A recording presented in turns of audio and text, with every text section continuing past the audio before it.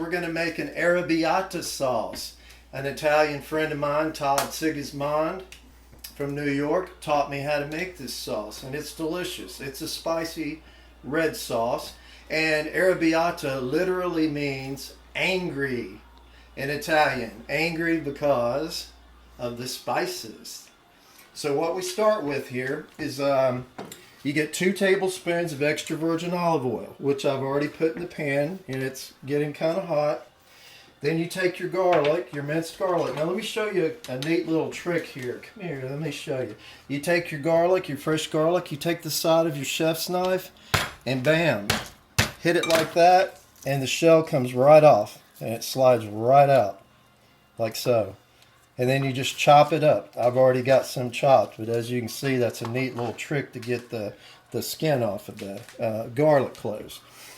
And what I do is I put my garlic in, and sometimes I'll use minced or diced white onion. Right now I'm cooking for my friend that cannot have onion in his diet.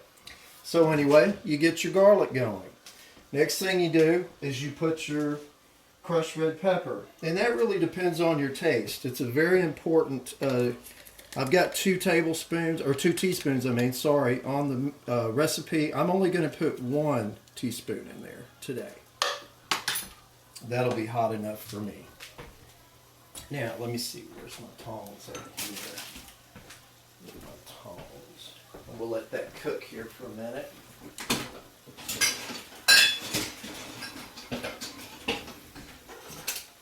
Go.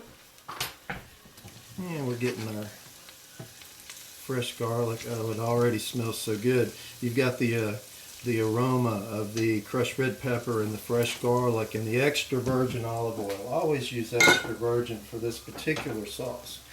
Okay, you don't want to burn your garlic, so what you do next is you deglaze the pan with a 1/2 cup of white wine. I like to use white wine, a dry white wine for poultry. By the way, I'm using fresh ground chicken this time instead of beef because I'm on a diet and I want to get, as healthy as possible.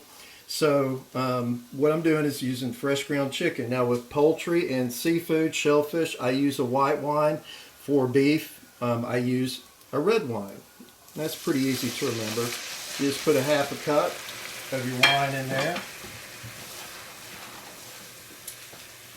Oh yeah, it's beautiful.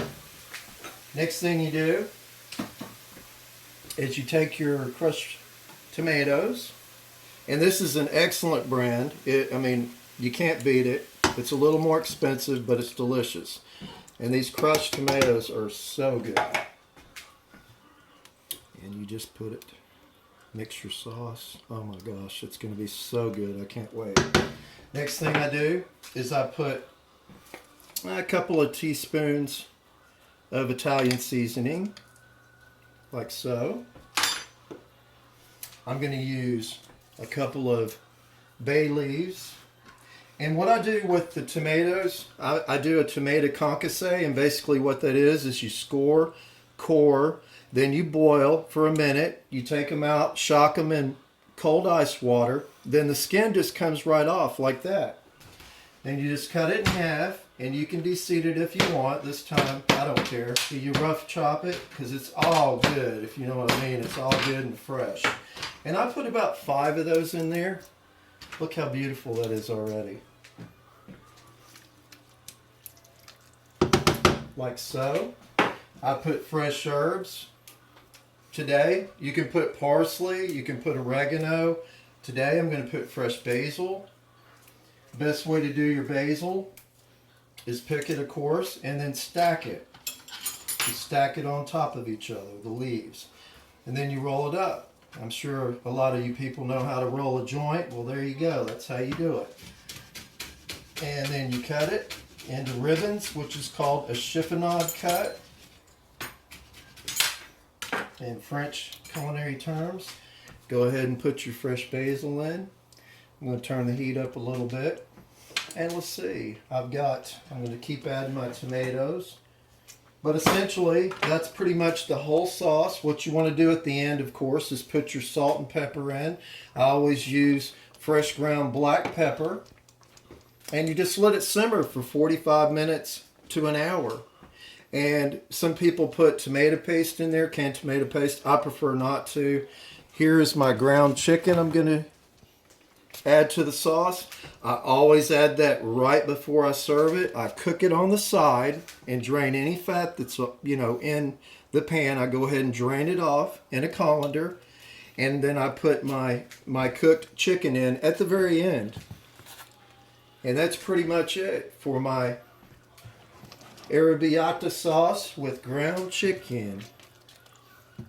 Oh, it's going to be good.